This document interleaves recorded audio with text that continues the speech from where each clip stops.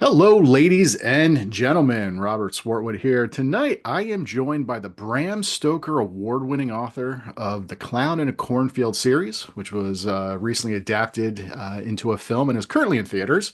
The graphic novel Dead Mall and several other novels and novellas, including the cult hit Video Night and the YA psycho thriller Influencer. That's right, it's your favorite writer and mine, Adam Caesar. Adam, how the heck are you? I'm good. I'm good. I'm tired all the time, but I'm very good. Ugh, maybe you need some more vitamin B or D, or I don't know what it is that Yeah. they need I think I to. need more vitamin sleep, I think is the thing I need. But yeah. So Thanks there's a for lot having me going on. on with you. I feel like you're obviously a very, very busy man. You're all over the place. I don't want to keep up too much of your time. You're very kind, making time to chat here.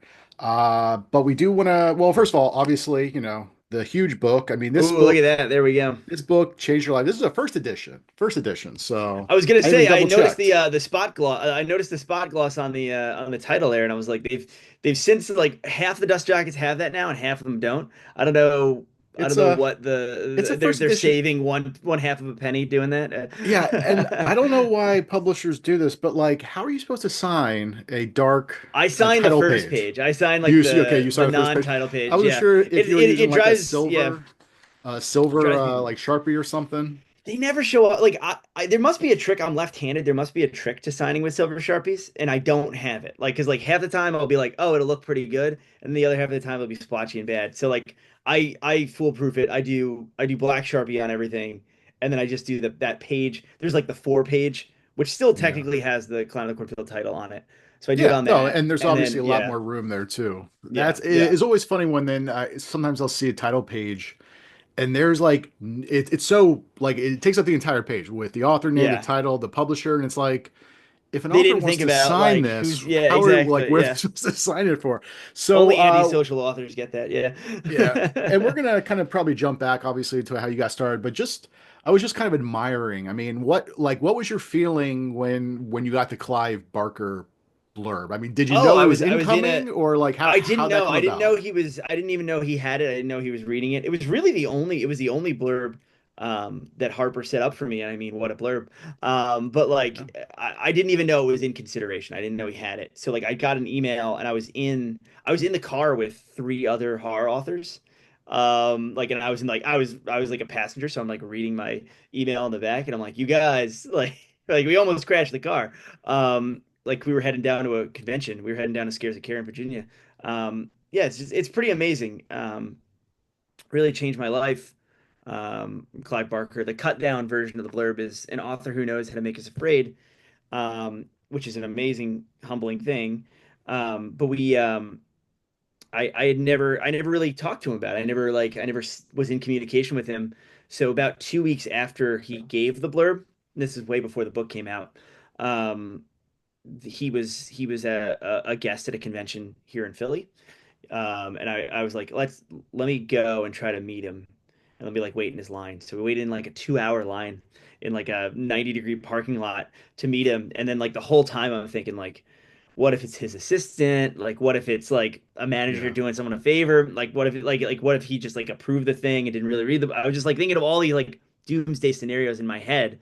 And then we got in the room with him and he like stopped his line and I was with my friend Scott Cole, who's another great author. Um, and he talked to us for forever and he was like asking me questions about the book. He was like, how did you get away with the violence and like all this stuff? And it was like it was just amazing. It was an amazing thing. He There were signs all over that said he wouldn't sketch or he couldn't sketch for people. And he looks at Scott and he goes, Adam, is this your friend? And he's like, yeah, and he takes the things that Scott had to get signed and did like a huge sketch on it and stuff like that. It was just like he was just so cool. It was just like and I think I got to thank him in person for being like, the book wasn't even out yet then, but I knew it was like I was like, well, I'm gonna put this blurb on everything because it's not even about Clown of the Cornfield. It's like a one size fits all blurb. It's like No, a I mean general it's one of those blurb. it's about They- you as the author, not just yeah, the the novel, and rest those are of the the best it's funny types. because the part that they cut from the blurb is the part that's like about the book. Like Yeah. it's like the part that like he talks about the book, but they wanted to use just that line. That was like fine by me because I'm gonna use that forever now. Yeah, no, that's But amazing. yeah, so it was just a cool like definitely meet your heroes kind of moment. and it means double extra to me because I think he's such a multi-hyphenate author. His like not only his art and his prose, but also I'm a huge admirer of his films. So like it meant a lot to me as a film fan too. So very cool thing. Yeah, absolutely. Well, and I definitely want to talk to you about violence because I've been listening to Influencer, and that opens up. I mean, it's not really a spoiler alert because it's like the prologue. I mean, it's like a home Yeah. invasion, and all these people get killed, and it's pretty violent. I mean, and it's one of those things, and we could talk like later more about the just like YA. A lot of times, I feel like YA gets this bum rap, and oftentimes, like I feel like YA is even darker and more violent than most adult novels. Yeah, yeah. I mean, have you talked to Um, teenagers? Like, that's what they want. Like, Yeah. yeah, So, but anyway, but yeah. let's get back a little bit. So, your very first book, at least according to your Wikipedia, from what I could tell, because my research into authors when we do these is pretty much like 5 minutes worth. But Yeah, Bound you're by cramming. Yeah. Jade is Bound by Jade. Yeah, 2012. that's Now, was definitely that a not novella or a correct. novel? That was a novella. That's one of my only things that's out of print. So that's probably my third thing that came out. Okay, so I guess my Video question Night is, and what was the Video Night very and first thing Tribesman. you had Yeah. published in terms of like either novella? I mean, more like book Video Night was form. the first thing that I sold and the first thing that I was finished, but because like especially with like indie press, like they can sometimes move so fast or move so slow. Tribesman beat Video Night out by like a couple months. Tribesman's a novella. John Skip actually put it out, was the first kind of editor to release one of my books. A very short-lived offshoot of Ravenous Romance. This was back when like indie romance publishers were like big stepping and trying to like branch out into other things. And like Ravenous did was the first one to do it, and they had Ravenous Shadows, so they had hired John Skip to edit a line. I think maybe 5 or 6 books ultimately came out of that, and Tribesman was one of those. It's an Italian cannibal pastiche, but it has a supernatural element to it. So it's like I call it like Cannibal Holocaust meets Lost meets The Shining, kind of. And so, had he reached out to you? I mean, how did that come about? Like, had you already Here's an written it and interesting submitted it? here's an interesting way I did that. Video Night was more traditional, like in that I wrote the whole thing, edited it, went out on submission, like pitched editors. I pitched my first editor Don Dioria at a Stoker Con actually, um, which is Stoker's coming up this weekend, and that was probably 15, 16 years ago, um, maybe even more than that. And but John Skip, when he basically announced, and we're on Facebook right now, so this is the perfect place to talk about this. But like he basically announced that he was doing this line, and Video Night had not come out yet. I think it was even still on submission. It hadn't been even been accepted. I like basically slid into John's DMs and was like, I got a great book to pitch you. And I like pitched him Tribesman, but I hadn't written it. I pretended like I had. I pretended like it was done. I wrote it I wrote the first draft of Tribesman. It is a novella in about a month. And then sold it to him after that. But like it was basically like I slid into his DMs and was like, I'm just putting, he like really responded well to the pitch. And I was like, I'm just putting the finishing touches on 1 second. And then I just like went and Yeah, wrote it. that's always, that's you got to be careful in that situation because sometimes if you Yeah. make it sound like something's done and they're like, okay, I want to see it now, and you're like, can you give me like 2 months just to polish it? Yeah, exactly. Yeah, yeah, yeah. That I think that was like a young man's kind of confidence and energy and free time. Like I don't think I could have done that. I don't think I can do that Yeah. now in this stage of my career. But I think I was young enough and hungry enough and honestly unprofessional enough to do it. So I think that's how I did that. So if anyone's watching this and looking for publishing advice, don't do what I just said. Well, okay, so Video Night. So was that the first more longer thing that you Yeah, had that's my written? first novel. And it was the first thing I'd written. I mean, I finished that. I finished that when I was probably 20. I finished the first draft of that of the book that would become that. So I wrote. It's very much a young man's book. I wrote that book, before I could legally drink, um, and um, and it's still next to the Clown of the Cornfield books. It's probably still the book that people have read the most out of my back catalog. I mean, it It, was yeah. the way it was packaged because I remember because our mutual friend Mike Lombardo had a hand in. I mean, can you kind of talk about how they packaged it? That's Zero Because it's not Lives a Remaining. That's a traditional that's a book. yeah, that's Zero Lives Remaining. That's a separate one. Oh shit, that's right. I'm That was thinking of a a completely yeah, no, different that was book. it makes sense though, because it would make more sense for Video Night to be the one that we did that. That was a Shock Totem like limited edition they did a Zero Lives Remaining, where he helped with we basically filmed like a commercial, like a almost like a proof of concept for the book. Um using like old arcade machines and stuff like that. And then Shock Totem actually did a limited edition hardcover of it that was cased inside of a VHS clamshell. Um, and I think we were the first people to do something like that. I mean, I think it's been done since, but we were, yeah, they were lunatics about getting that done. And those now go for a pretty penny on eBay. Yeah. Oh, I imagine. Yeah. Well, so before then, video night, like what had you? I mean, like when did you start writing? Do you remember the very first like creative thing you'd ever done? I mean, in high school, I'd taken like a creative writing elective. I was always a big reader. I think like the probably like the decision to quote unquote go pro, even though it took a number of years for me to quote unquote go pro. Like the decision to pursue it seriously. I've been writing short stories and like being in the scene a little bit um, for a long time before I kind of decided to pursue it seriously and be like a novelist. Like I was just I was sending out when I was in college, I was writing short stories and sending them out under like just looking through Duotrope listings and being like, oh, maybe I can get. And I got a few through the base, and then like I was a film student up in Boston, and I'd reached this kind of impasse in my education, realizing that like I'd taken I'd taken like one production class and didn't much like it, and then overloaded on like screenwriting classes, so I became kind of a screenwriting major, and then it's like, okay, well, I could see the end of college, about halfway through college, I could see the end of college, you know, rapidly approaching, and it's like, well, if you want to be a screenwriter, like, do I really want to do the rigmarole of of moving to Hollywood and doing that, and like, and it just it didn't feel internally like the right thing to do. So on a trip home, I think it was either like a Thanksgiving or Christmas or something like that. I had read Joe Lansdale's The Drive-In on the train on the Amtrak train, and it was kind of this like lightning bolt moment. I have several books that kind of did that for me that made me realize I wanted to be a writer. Brian Keene's School was one of them, but more than any other book, the Drive-In was like, oh, this is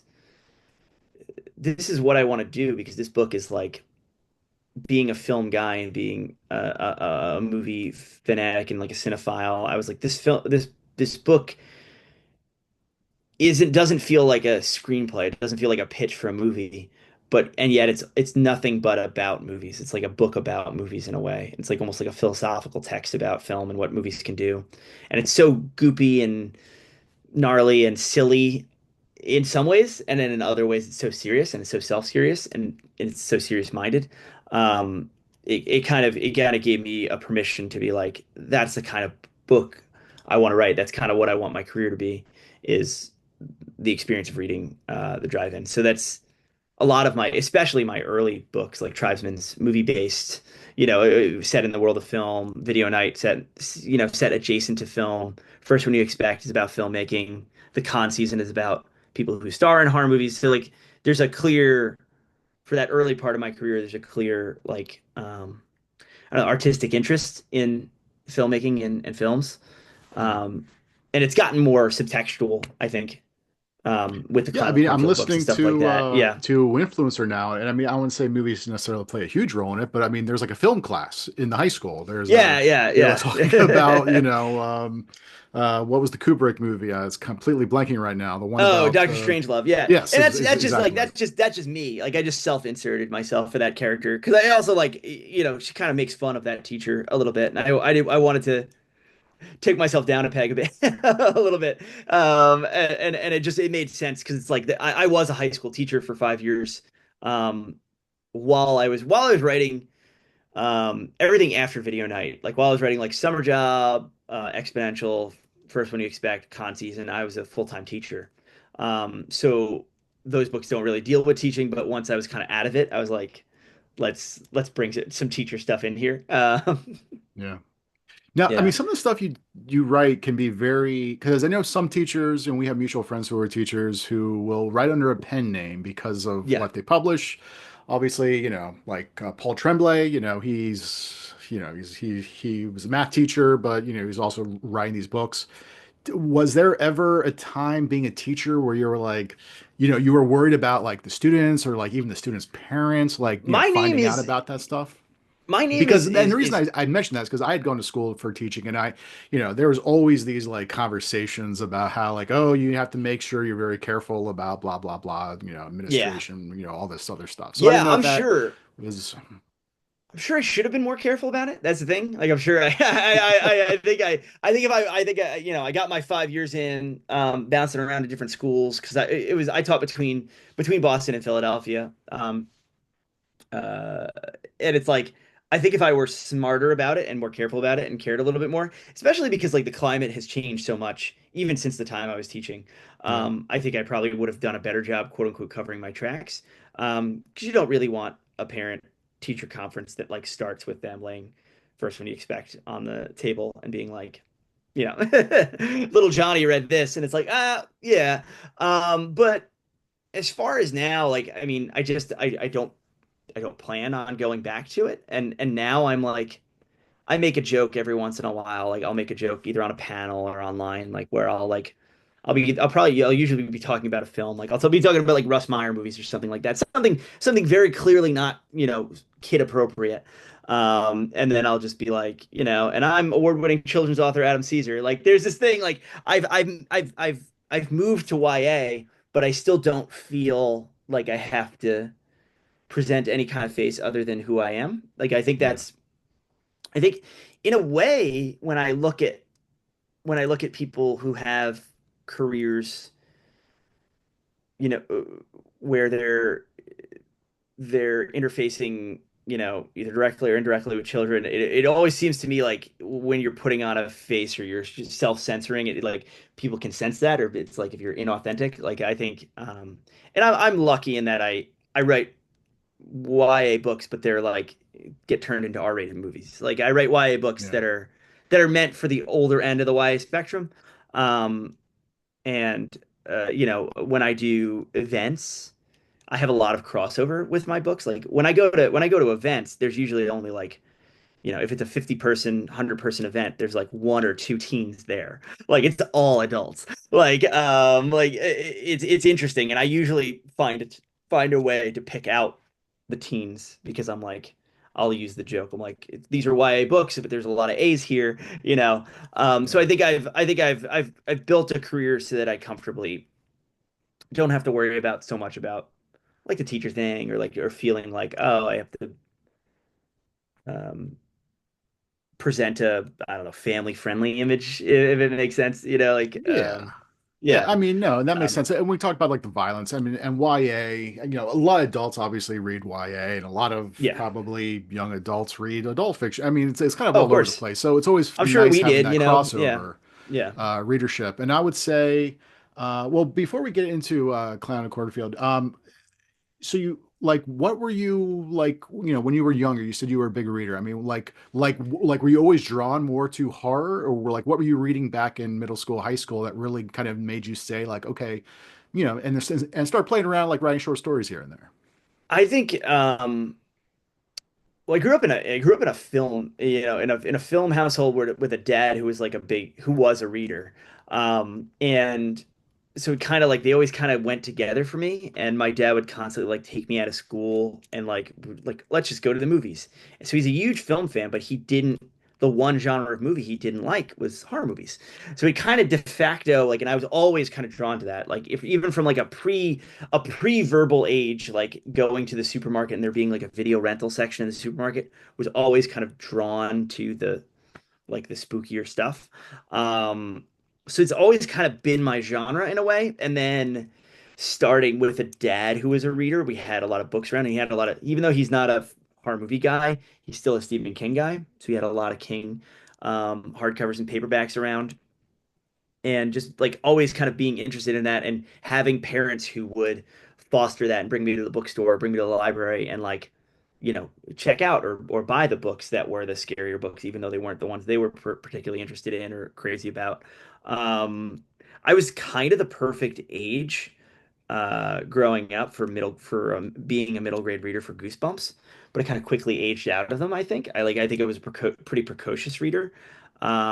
So love Interview with the Vampire, um, like all the kind of foundational pop horror texts. I feel like I read either later middle school or early high school, and then I found leisure paperbacks at some point in high school, and I think that kind of what's looked at now as a certain class of writer and a certain kind of canon of writer was very much still being printed. Like, they were doing two or three titles a month with the Leisure Books Club and reprinting a lot of Ketchum and a lot of Lehman and Mary San Giovanni and all these people that we all know now.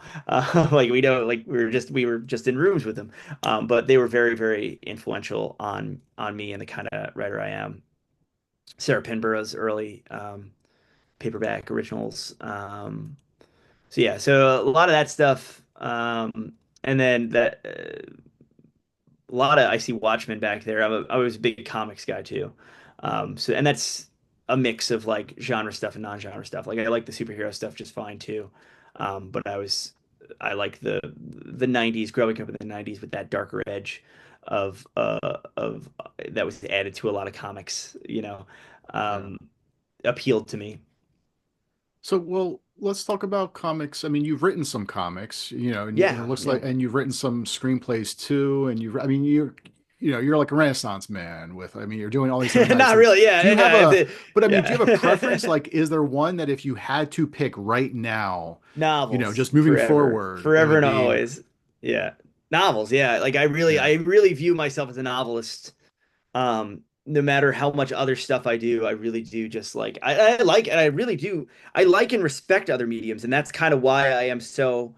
When people ask me, and then people say like, "Oh, I have a couple screen credits with screenplays and stuff like that," and it's like I still always go like, "Wow, I'm not really a screenwriter," and I think they think I'm being modest, but I really am just drawing a line of like, I know that I am best at this one thing. Like yeah, I'm a novelist,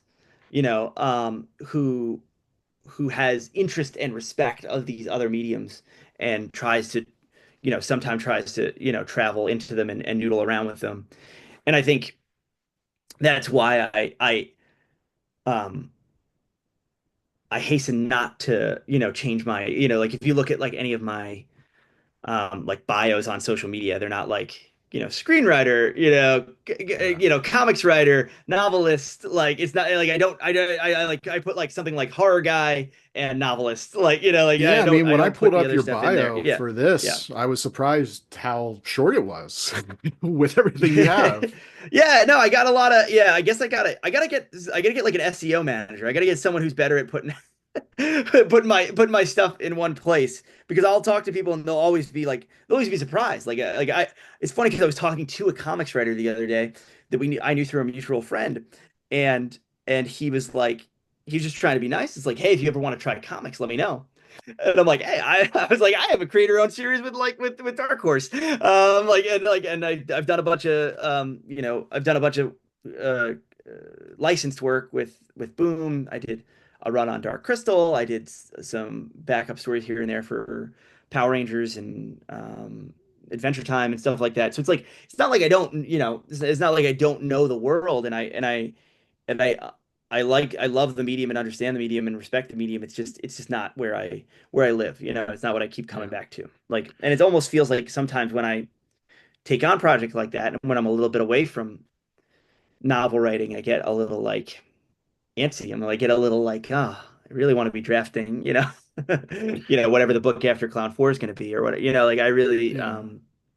Yeah, yeah, well, I mean, obviously, with when you are doing comics, or even really, I yeah, guess, when you're doing a screenplay, essentially, it's in a way kind of, I guess, outlining. I don't know. I mean, Chuck Wendig has always said that, for writers who don't really like to outline, they could always try to, like kind of write the script of their Yeah. novel, and that would kind of be their outline. I mean, when it comes to prose, are you one I mean, do you feel you outline, or do you just want to sit down with the idea like, oh, I have a title, Clown in a Cornfield, and just I kind of go yeah, from I there? outline. I outline, and I have since the only book I wrote without an outline. I guess that's not true. Like the only novel, full length novel I wrote without an outline is Video Night. And I kind of wish I could go back in because when I was shopping that around, I had to do like you have to do like synopses and stuff like that, and it's like well, I wish I would have done this all to begin with because I would have all these materials there and I would have a better Yeah. feel for it. I ever since The Summer Job, which is my second novel, I've had to outline because it's what editors have wanted, and I find Well, it when we say outline, I mean, yeah, are yeah. we talking about like, you're doing basically kind of very rough like page or two, or are No, like, I mean, are like a they're Jeffrey usually about Deaver 10 like 20, pages. 30, 40 Yeah, page like beat by beat by beat type outline? I've done some of those too. I think like maybe the one for Clown 2 is probably like 20 pages. I've done longer ones and shorter ones. They're usually between 10 and 20 pages.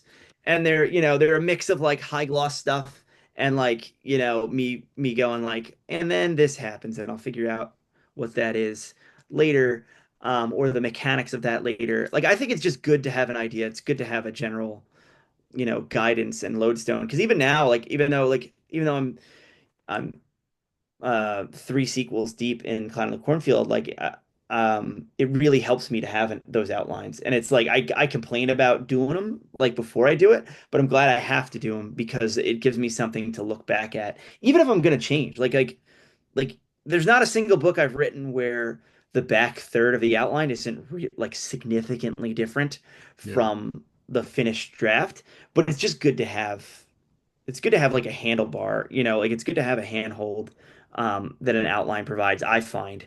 And then the idea of like I understand what Wending's saying and the idea like the like, oh, write it as a screenplay if you can't write it. I think those are all just different methods to unblock yourself. But when I look at screenwriting and when I look at comics writing, I really do try to view them as their own medium with their own different rules and expectations because I think if you don't do that, or if you're not at least trying to be conscious about it, you're gonna you're gonna mix your streams, you're gonna cross your streams a little bit, and you're gonna disrespect a medium in a way. And you're gonna wind up writing an inferior whatever it is. Like, because if you're trying to write a novel that functions as a screenplay, or you're trying to write a novel from a screenplay, like I almost think you're doing a disservice to the tools that you have available to you, the storytelling tools, the characterization tools. Like I worry about stuff like that as far as advice, at least for people who are just starting out. I think people who've written a few books and know the kind of the mechanics of this stuff and know how the mediums work and what does and doesn't work in different things. Go for it, go with God. But this is why I very much respect what Chuck does and has been able to do in his like kind of cheerleading of people and being able to same with Tim Wagoner, like being a teacher, being didactic in his kind of online presence and encouraging people to write. But I feel anytime I'm asked for writing advice, I give like the most broad-based, can apply to everyone advice, just because I don't want to give anyone bad advice. Like Yeah.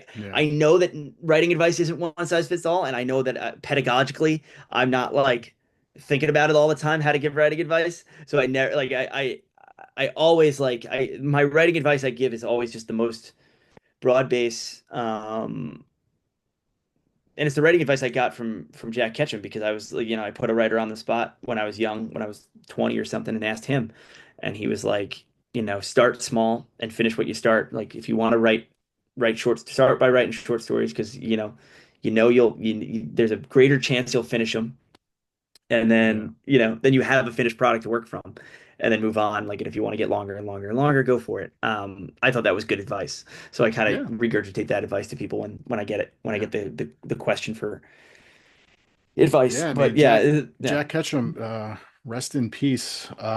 What's your favorite Ketchum novel? The Lost. Yeah, which is Lost. especially you reading Influencer right now, you probably see the the Ketchum influence in that book. Yeah. Yeah, The Lost. Really What like I the think Girl Next about Door. and Yeah, I want to yeah. revisit is Roadkill. Oh, Roadkill's great. Yeah, yeah. Yeah.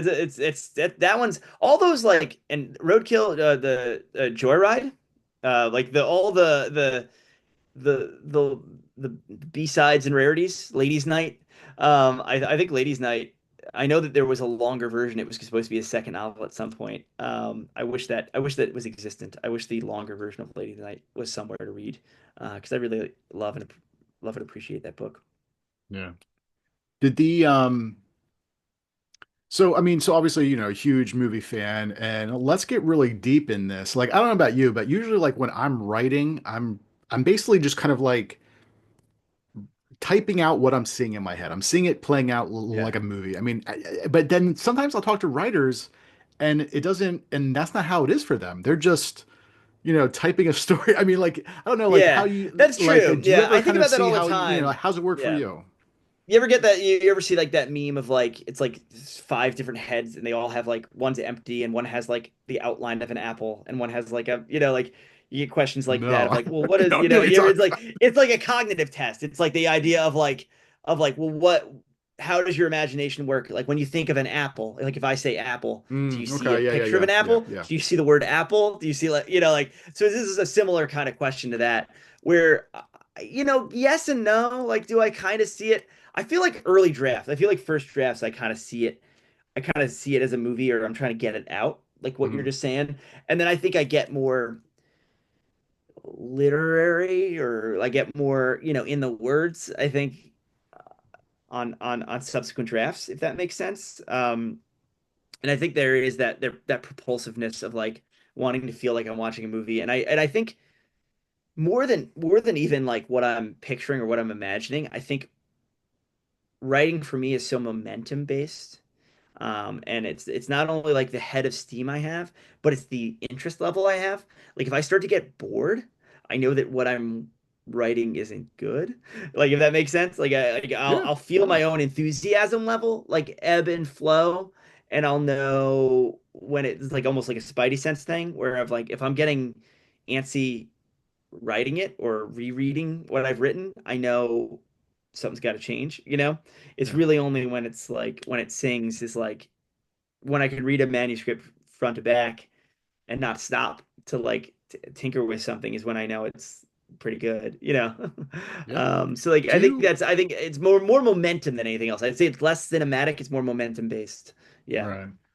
Like I oftentimes when I'm working on something, I will usually oscillate between like, moments of this could be my best book yet to this is probably the worst thing I've ever written. Do you ever Yeah, find that yeah. same type of self-doubt when you're working on something? You got to have both of those though, because I think I think they're helpful. Like I really Yeah. do think like it's our brains like kind of tricking us into even if they're right and wrong. Like that's the thing. They could be completely you could be off base each time, but I feel like our brains need to feel that to get the dopamine release of this is my greatest work, and Yeah. the like self-preservation uh, instinct of like oh this better be better. I just got to get better because this kind of stinks right now. No, I think I Carlin, 100%. I what you just said is something that 100% I agree with, and it's something I feel, on a daily basis. Yeah, yeah, I mean Harlan Coben, I think was the one who said that, only bad writers think that they're good. So that's always something yeah, to kind yeah, of yeah. keep in You mind. need, yeah, If you're a writer who you get to a place where you're like, okay, I don't think, I've basically reached it. I don't have to get better. It's like, no, you should always be striving to get better. yeah, for sure. But Yeah, yeah, time, I mean, we're flying through. So yeah, so let's talk obviously about the book. I mean, this is the book that, I don't want to put words in your mouth, but this book kind of changed your life, right? I mean, this oh was yeah, for huge for sure. you. No, it 100% did. It, it was my first YA novel. It was my first hardcover original. Um, and it came out And in here's the thing. 2020. Yeah, yeah, I imagine at this point you've talked about this book so much that I don't want to like, get too much yeah, about like let's talk about the book. But one, can we talk about the title? I mean, there's yeah. a lot of books have a lot of titles. Some titles though, you immediately know Clown in a Yeah, Cornfield. yeah. It You do like and you it don't, like you paints know? this Yeah. image in your head. I mean, you know what kind of book it's going to be. Can you kind of talk a little bit how that at least kind of came about? Well, it's I what I like about it is that it's you do and you don't. Like you know horror, you know genre at least. But what it puts in my head, and especially because we use the Stephen King font on the cover there, which I originally I got the first draft of that cover and I was like, I love the art. I love Matt Ryan Tobin's art, but are we really putting the fucking Stephen King font on there? And I needed to be convinced. I needed like now I love it. Now I think it's great because what I view it as is this like when you read the title and then you look at the cover, it puts a lot of things in your head, but some of those things are complete red herrings. Some of the things it puts in your head are it puts Pennywise in your head, which is Hmm. supernatural.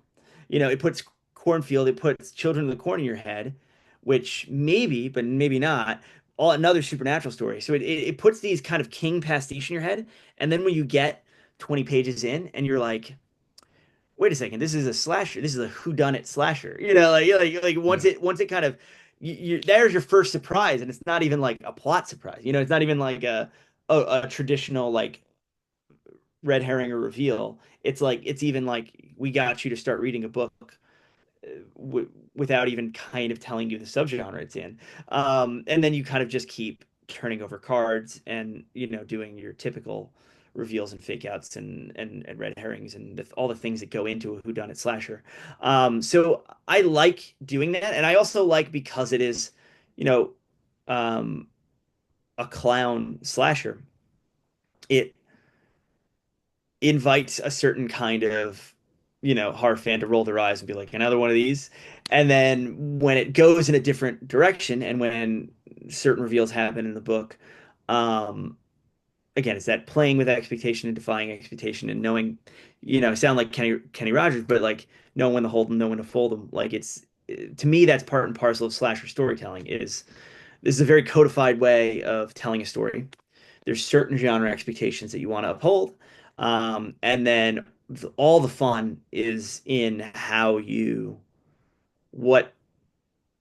what tropes you subvert and what tropes you actually stick with and land. And that's kind of all the fun of this genre. And the books, there's several sequels to them, and they go some very weird places.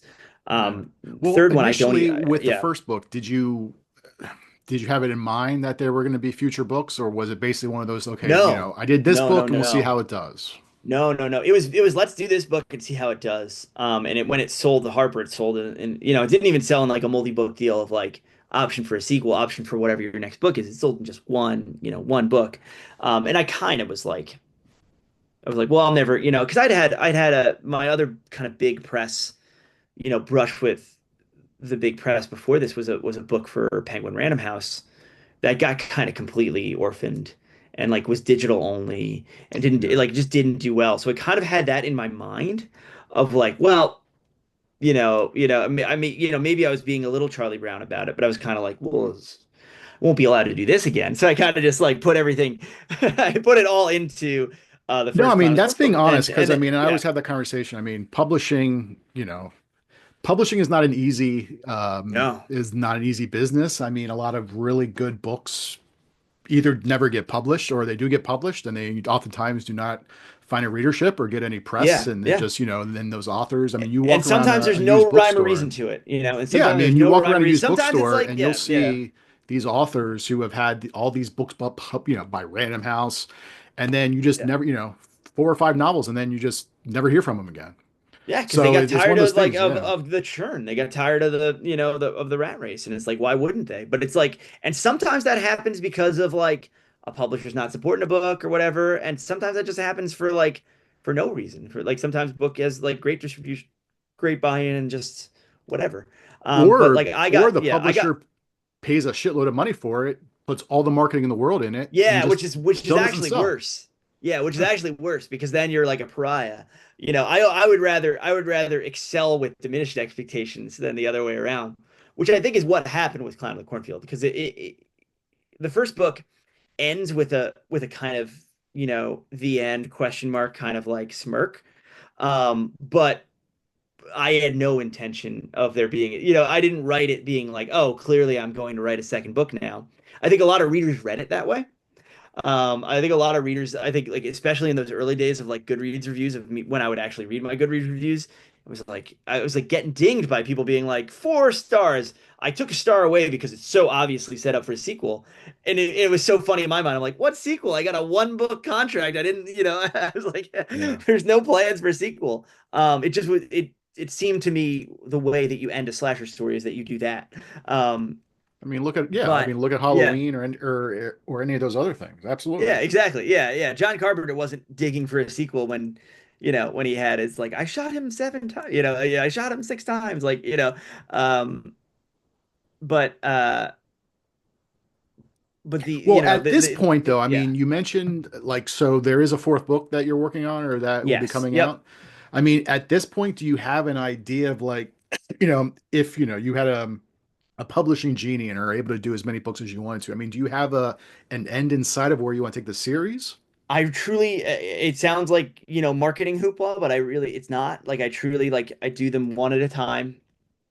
I do them one at a time, and like I will never say no to it as long as I have a good idea or I feel like it's justified doing the next one. Do you know what I mean? Yeah. It's because that's the way I view slashers, and that's the way I view like for lack of a better term, like slasher franchises. Is what's interesting to me is those are all movies with various directors, various screenwriters, even in a lot of cases, various different producers coming in and out, and they're like this kind of weird ongoing storyline told by committee. And what I think I've really lucked into here with Clown in the Cornfield is that it's not by committee. It's just my name on it. I've worked with the same editor on each one, so it really is like there's a purity to this doing a slasher franchise and slasher sequels without the worry of like, oh well, they're bringing in the B team for this one. Like it's always going to be me, and I'm always kind of interested in whatever direction I'm taking it.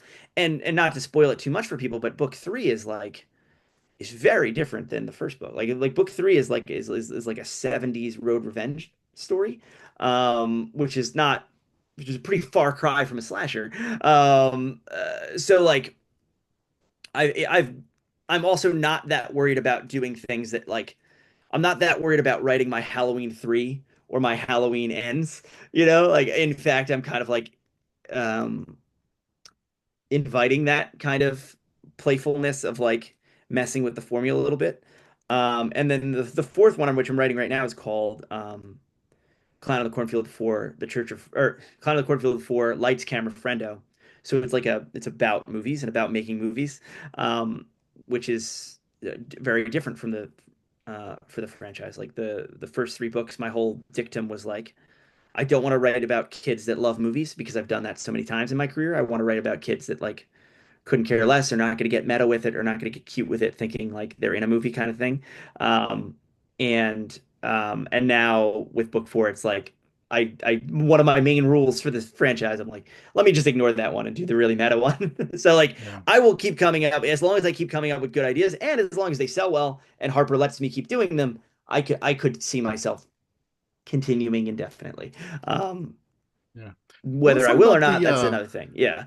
yeah. So let's talk about the violence aspect that we talked about at the beginning.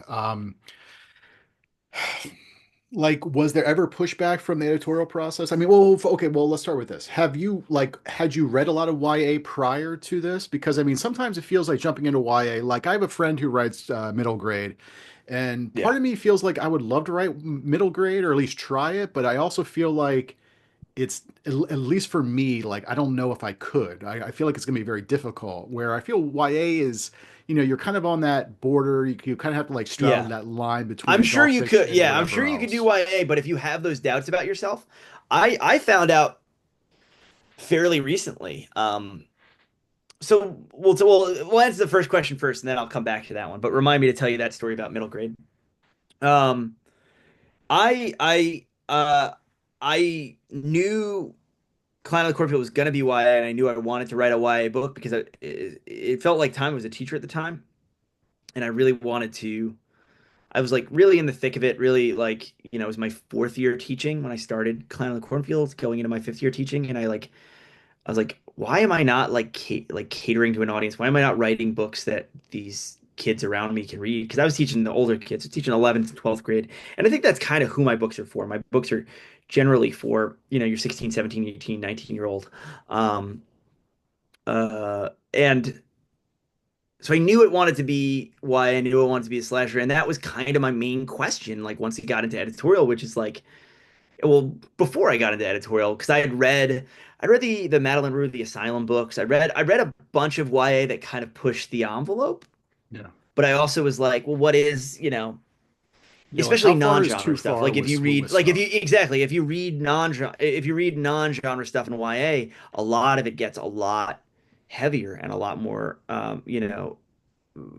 more adult themes, more difficult themes, and more difficult, more adult language. And it was kind of like it was becoming apparent to me that there weren't any rules. And I asked um, my friend who has an MFA in YA writing, so go to someone who has the most education in it.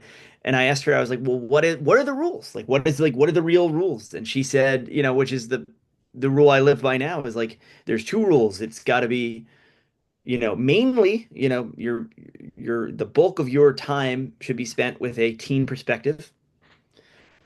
And um, and the book generally, whether it's thematically, whether it's plot wise, should be about things that concern teenagers. And that was it. And I was like, well, you just described mostly every slasher movie ever made. So I felt fine. You know what I mean? Like when you Yeah. when you look at those two things, it's like, oh, well, that's fine. And once I kind of when I handed in the first draft, I was a little bit like, is this going to be okay? Like I had editorial telling me, yeah, don't worry about it. Don't worry about the violence. But I was also like, some of these people are not hard people. Like you'll write books with editorial teams that are not, you know, they're like, what did you do this weekend? And it's like, oh, well, what did you do this weekend? The new Evil Dead came out. Of course, I went and saw that. And they're like, what are you talking about? Like, they're just not interested. Like, so like you have to remember that there are differences, there are valleys in tastes, and what someone, who when you're talking to non-genre people, they may not be ready to hang. Um, but I handed it in, and it was just never a concern. The Yeah. one the one time I ever got creative pushback on anything was Clown of the Cornfield 3 was the subtitle, was Church of Friendo, like me wanting to call it Church of Friendo. And literally like one email from my editor being like, we're not wild about using the word church. Could you use cult? And then I was like, no, well, that's what book two is about. Book two could be called Cult of Friendo. This one is a Church of Friendo. And that was it. And they were like, okay. That was literally like that was the most pushback I ever got was one half tepid email being like, can we not? And then being like, no, let's do it. So like, yeah, I've really have um no fetters there as far as like I just think it's like one of those like use your head kind of things. Like if you were in a room with a 17-year-old, would you be okay Yeah. reading it Well, to I mean, them? that's the Or violence, having but them read it? Yeah.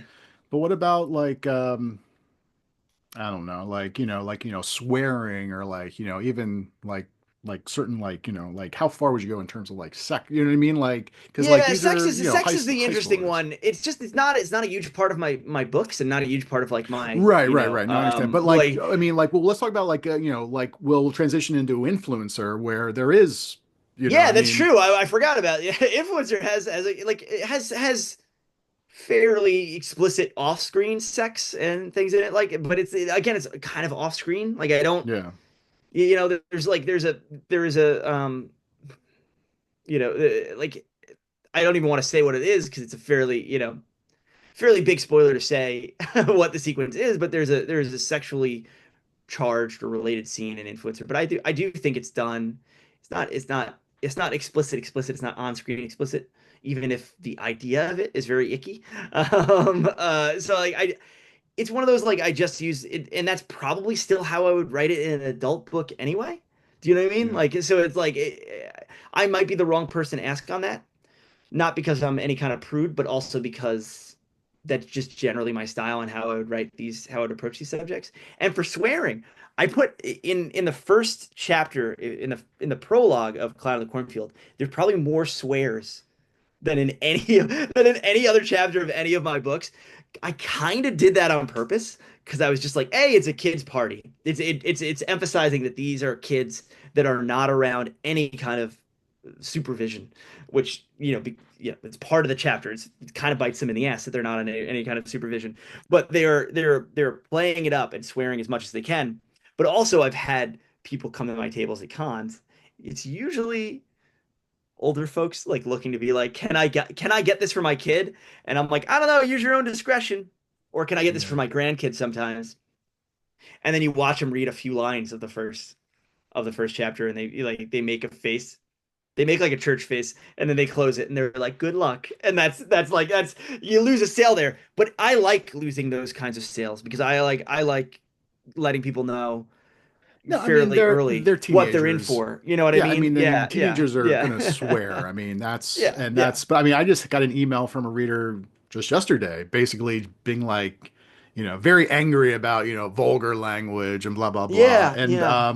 And there I think it was a suspense author. I think I remember seeing an interview or something where she said like she would purposely in the first chapter use the F word because that was Yeah, that's like perfect. Yeah, it just sets a try tone. to Yeah. basically weed out those those Yeah, readers those they're gonna one star immediately. you being like, I liked it except for the potty language. Like, I think Exactly. you probably have to worry about that more than I do because of the genre you're in. I think, you look at the covers of my books and you look at like I think horror people can hang, like generally, I think Yeah. horror readers can hang, like I think it's like it's one of those like I don't know. If I read a book meant for teens and it didn't have teens behaving badly or bad language, like it'd be like this feels saccharine. This doesn't feel real to me. And it's not like my books are documentaries, but I do think there needs to be a certain level of verisimilitude, especially as someone who taught kids. It's like I know what they talk like, so like I I've gotten those reviews before. I've gotten the like potty mouth reviews. I've gotten the like why is this filth so violent, kind of reviews. And I Yeah. just kind And of I shrug mean, them you're going to off, get but I'm that also for like, anything. Well, I'm thinking about yeah, though, yeah. Colby in the comments asked, when is the fourth book coming out? Do you have a pub date yet for that? Um, Thank you, Kobe, for asking. I won't say a pub date, but I'll say the first book came out in August of 2020. The second book came out in August of 2022. The third book came out in August of 2024. I'm not promising anything, but there is a concerted effort to make them be the same time every 2 years. Normally with a series like this, they would be under contract and it would be like a one a year kind of thing. But because they're made to order in a way, they have that 2 year period. With the movie and with having to do a lot of promotion and with having to do a lot of work that's not my normal workload of writing books. Um, I'm on a slight delay here, but the book will come out when it's ready, and I hope that that is August of 2026. If it doesn't come out of August of 2026, don't be mad at me. Just know that it's not out because I wanted the book to be good and I wasn't going to rush it out to just hit an arbitrary deadline. Now, has the movie been out? Like, have people, because I feel like oftentimes stuff will be turned into a movie or TV show, and people who watch those movies or TV shows, even though it will say, based on the novel by, Yeah. they're not even really aware. So, like, have you noticed an uptick in like sales or readership from Oh, this? for sure. Yeah. I think I think a good portion of that is due to kudos to HarperCollins for giving us a movie tie-in edition. That was something that I really lobbied very early for because Yeah. I'd heard horror stories from other authors about like missing like because publishing takes a long time and you need like those assets. You need like if you're going to do a movie tie-in cover where it has the poster, you need the poster way before typically you would have a poster ready to release a feature film. Like so like it was just, kudos to HarperCollins for having that movie tie-in edition. And then just also kudos to their sales team for getting it. Like they got it in Target, Walmart, Hudson Books, like basically places that weren't buying in this series. Um, well, the first book came out at Target in 2020, but that was just the hardcover. But like typically didn't stock this book, and having it in places was such a boon. Um, And just roughly, it's like all estimates when you look at book scan and stuff like that, because I haven't, the book came out last month. The book came out in May, so I haven't, or the movie came out in May, so I haven't had, full reporting yet. But like you can just look at book scan and see like, oh, it's night and day. Like it's selling so many more, which is really cool. Like Yeah. I think some people when they have a movie come out, the the distributor or the marketing for the film will like downplay that it's based on a movie because like for whatever reason they don't view that as an asset. But I was very lucky in that RLJE and Shudder had me kind of front and center. Like you know they flew me all over Hell on Creation. Like I was out there for the South by Southwest premiere. I was at Overlook Film Festival. They set up a ton of screenings in New York and Chicago and Philly, and they had me at all these things, like helping to do like promo and stuff, which is just really cool. It's like, they did shirts, they did shirts with fright rags, like they really did it to it, and we got very, very lucky with them as a distribution partner, Yeah. and they're just level buy-in and wanting the movie to succeed. So yeah, I really, I think it can go any which way with a film adaptation, and I think I got really, really lucky. Yeah, Absolutely. yeah, I mean, it's all over the place. I mean, obviously. So, and it just came out on video on demand. So for people who do yep, not feel like going to the movie theater, you can, yeah. Just purchase just it 2 days ago, or just on rent it on video Tuesday. on demand.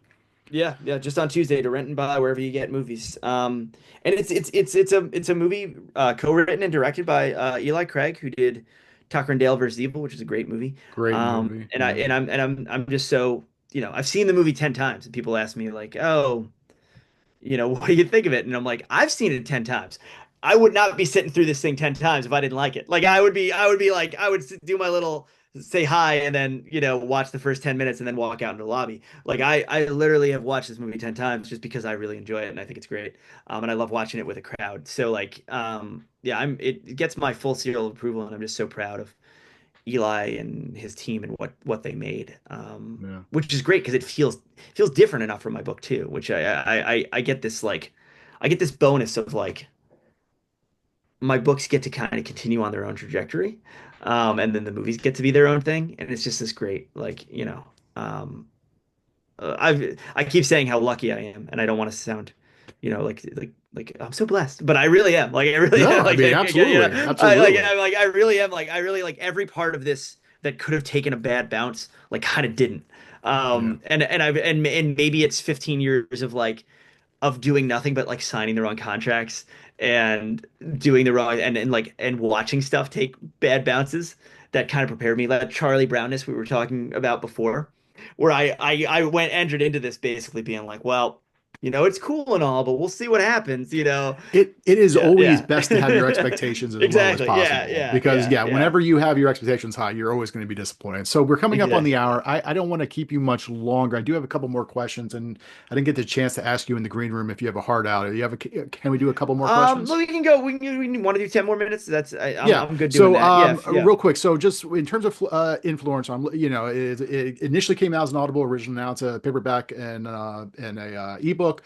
I remember, yep, I think at ReaderCon, you had mentioned that there are some differences. Like, what type of yeah, differences? Because in the audiobook I'm listening to, it's primarily prose, but there are some sound yeah, effects or whatever else. Did like yeah. had you added that in, or was it the producers added that That stuff was in? Because I the will well. say I I had. was driving, and there was that Oh, like sorry. ding ding ding from a car, and at first I'm like, shit, that's something new. I didn't hear that. I'm like, oh, it's the fucking audiobook. Yeah, yeah, yeah. And I've heard from people that have had like a real hard time with like one of the gunshots in particular in this book, like it's like really upset people. Yeah. So I'm sorry, but that's really fun to me. But I met with Audible.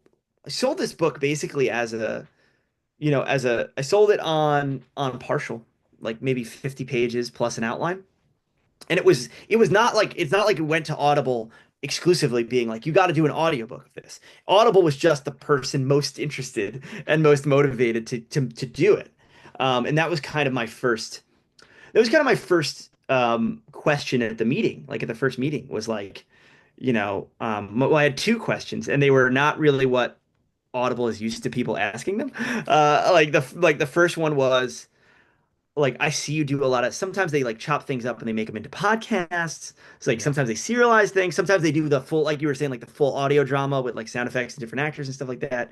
And I was kind of like I entered into this conversation being like I don't want to do that. I'd like to write a book that exists as a book. Can we not do that? And they were like, "Oh, of course. We're like whatever. We want to buy it as a book. Like you wrote it as a book, we want to buy it as a book." And I was like, "Cool." Like that was cool. And then my second question was like I've gotten burned as we said earlier in this podcast. I'd gotten burned with having books only exist as digital items and being kind of bummed about that. And I wanted to be able to do a paperback. And they were like, "Oh, no one really ever asked us that." Yes, yeah, sure. Like, and I was like, "Okay, well, why don't people ask these? People should ask you that more." Because like, it was like a big thing. That was very much like I wanted it to exist just as a book, but I also it makes I had a great editor on it. She was really really incredible, my editor at Audible, and she also was the person that kind of broke it down to put those very very slight sound effects in it, very very slight like musical stings and stuff like that. And I really think they enhance things. You know, it's a book that's told a split narrative, so you can have two narrators anyway. Like it goes back and forth between a It's essentially sociopathic a cat. Yeah, Instagram I would influencer. say it's Yeah. essentially like a cat and mouse story between a teenage psychopath Yeah, exactly. Yeah. and this little Like, girl. Now and then, so in terms of the writing process, and this usually happens with like a lot of more traditional YA in this space. You wrote, I yeah. mean, they're both essentially two different narrators, first person, present tense. Had you ever done that Yeah. prior, or like did you know going into it this was the best way about doing it? I had done first person present tense before, I believe. I because first one you expect is first person present tense, but I'd never done the alternating, and Yeah. it never became an issue for me. Like it was never something I had to like consciously think about. You know what I mean? Like it just was so obviously the best way to tell the story. And Yeah, I'm absolutely. constantly even in like when my native mode of like third person um past tense over the shoulder, like I'm constantly using perspectives changes to use like to enhance like dramatic irony and stuff like that. So it just like I felt very comfortable in it. In many ways, I find it easier to do the style that influencers written in than rather than the Clown and Cornfield books. Um, it's limiting in some ways because you just have two perspectives to tell your story.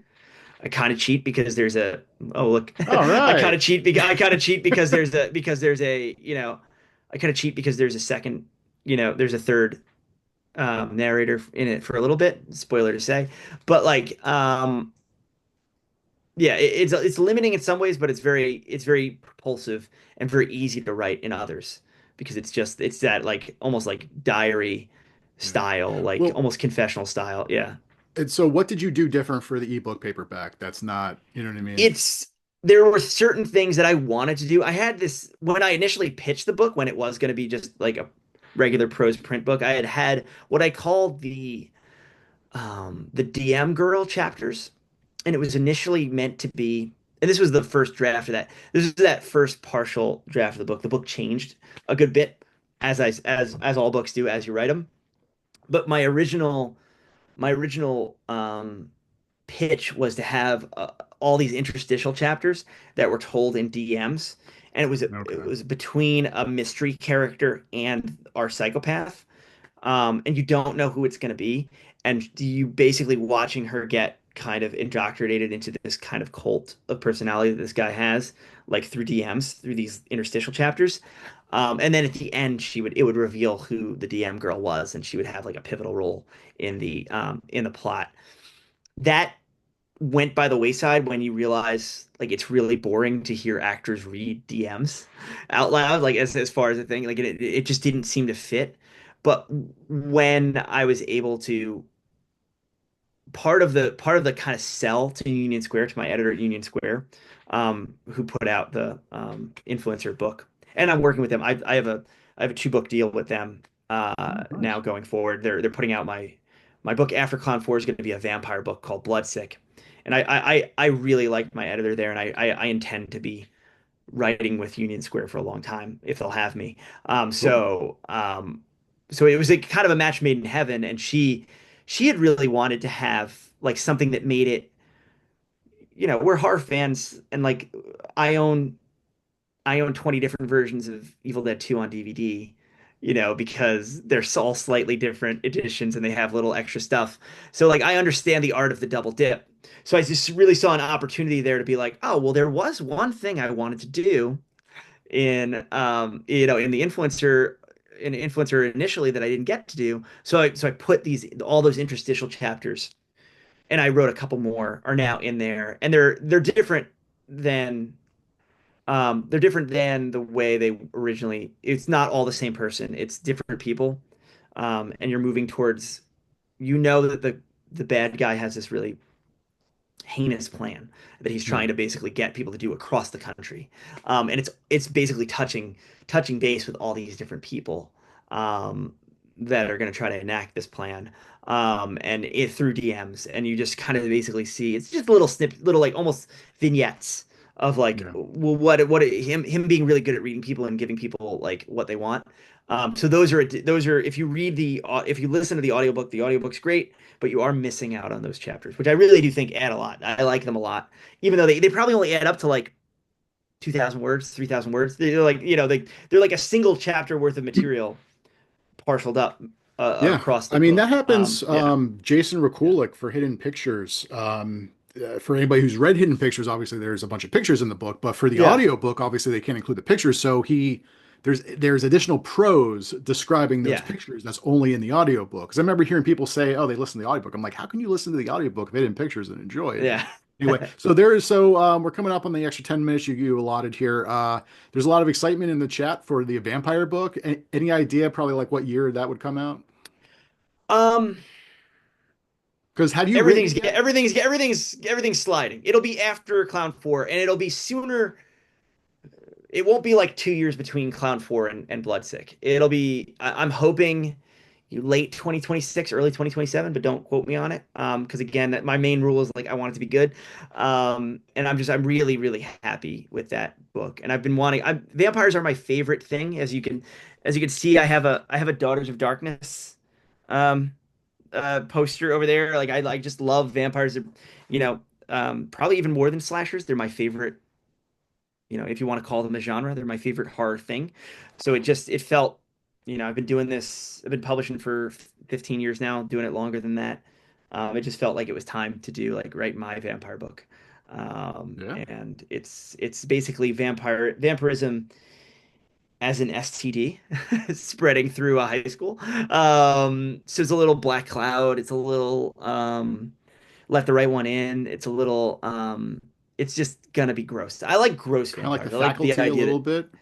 The yeah, faculty the by way faculty of with vampirism. way less teacher involvement. Yeah, YA books that like, the influencer has teacher characters in it just to right. But they're show not like running the show how or anything. ineffectual like a teacher can really be, and like Yeah, they just don't really, they don't help things or change things. They're just there. And I think in the faculty or there is, it's clearly called the faculty, so like they're the main antagonists. Less so in Bloodsick, just because I'm so into YA being like a fully teen world. And Yeah, I'm just really excited about it. It's hard to talk about because I'm not actively working on it right now. yeah.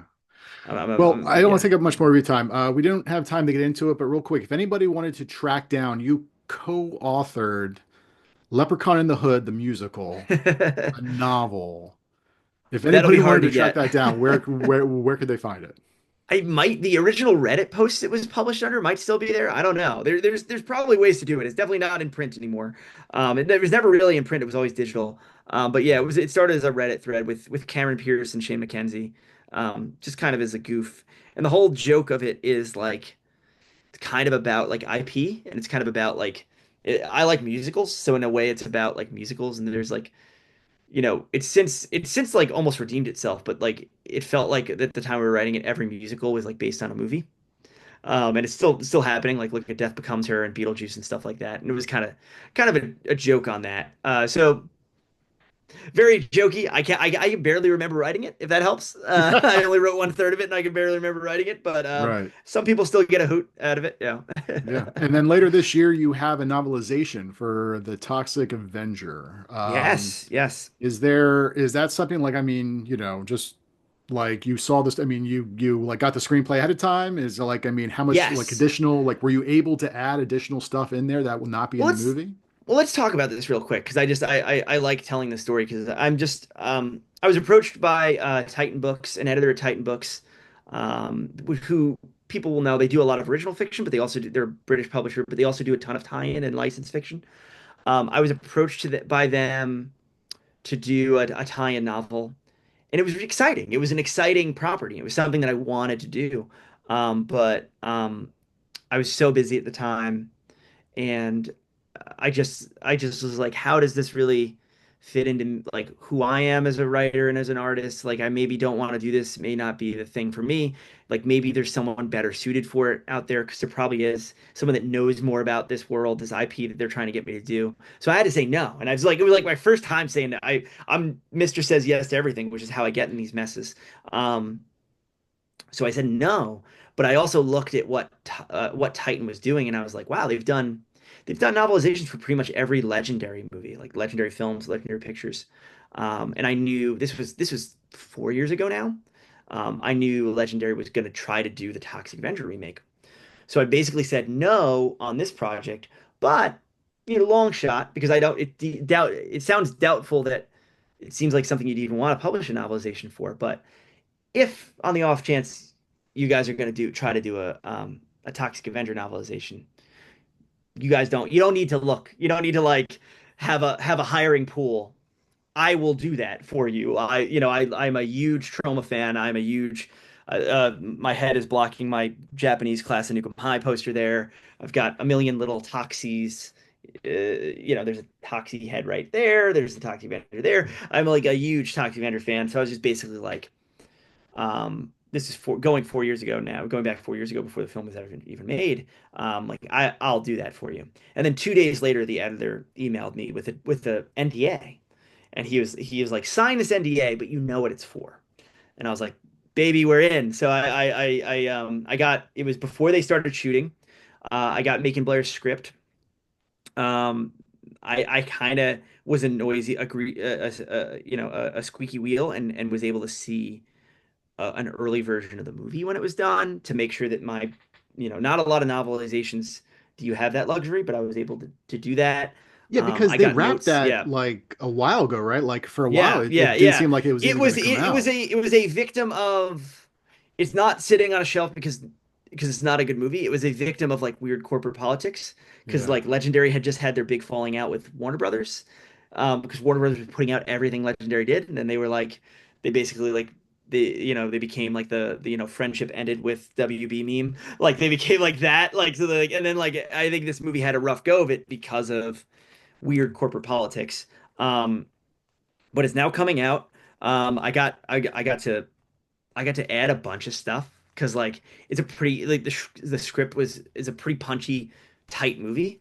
So it was like, well, if you want this to be a full novel, let me put weird stuff in it. So I put a bunch of being a Trauma fan that I am, like I put all these. I don't want to give too much away. I want people to read it and be surprised by it. But there are chapters that are told from an interesting perspective that's not in the film. There's weird like fourth wall stuff, which is part and parcel with Trauma. Um, I just got to really go ham, and the only person to really give me notes was Macon Blair, who wrote and directed the movie. Like and his notes were like very encouraging. It was like I was getting notes back like, "Lol, this paragraph's very funny." Like, and I was like, "Okay, I guess I did a good job." Like it was very very very good experience. I'm just it was an experience where that movie being like, oh, is this going to get Batgirl? Is this going to be, Coyote versus Acme? Like, is this going to be a movie that never comes out for like weird tax write-off reasons or something like that? So I was very, very worried for a while because I'd written the book and I couldn't tell anyone about the book for years. Like Yeah, I, you and know, and in what? a Yeah. situation like that, if they did kill the movie, they would not Oh, obviously. nothing. You would never Yeah, hear a peep because also I'm under an NDA. Like I would literally not even be able to like tell anyone I did it. Now, never mind would like the book never come out. But knock wood, because not September hasn't happened yet. It's still not actually out. But knock wood, it seems like it's really coming out. and it is up for pre-order for people who Yeah, want to exactly. pre-order. Yep. So. But So, I'm all really right, happy Adam, with it. Yeah. you've been very generous with your time. I don't keep you any longer. If people want to stalk you online, where's the best place to find you? Anywhere, anywhere. Even Facebook because a lot of my stuff cross posts over from Instagram. My Facebook like personal page, I don't do much on, like the one you have to friend. But if you follow that page, the Adam Caesar page, the one where I'm black and white, that one's a better bet. TikTok, Instagram, Twitter, all of them, YouTube. I do all of them because I'm so tired all the time, and I'm such a social media minded person. And on Zynga, you have a Zynga account? No, yeah, yeah, Friendster, yeah, Friendster, Blorb, All yeah. right. All right, Adam. Again, thanks so much for hanging out. And you're nominated for a Thriller Award, so good luck next week at Thank you Thriller very much. Fest. Yeah, Hopefully, I influencer. see you Yeah, there. I didn't know I wrote a thriller book, but I'm so excited. I mean, I'm listening to it. It's definitely a thriller book. I mean, I it just did it by is mistake. I was like, let me get it's messed up with dark as it. But hell, yeah, but I mean, it yeah. is yeah, yeah. So, all right. So yeah, so thanks everybody for checking out or for tuning in, and we'll see you next time. Thank you everyone Bye. for having me, and thanks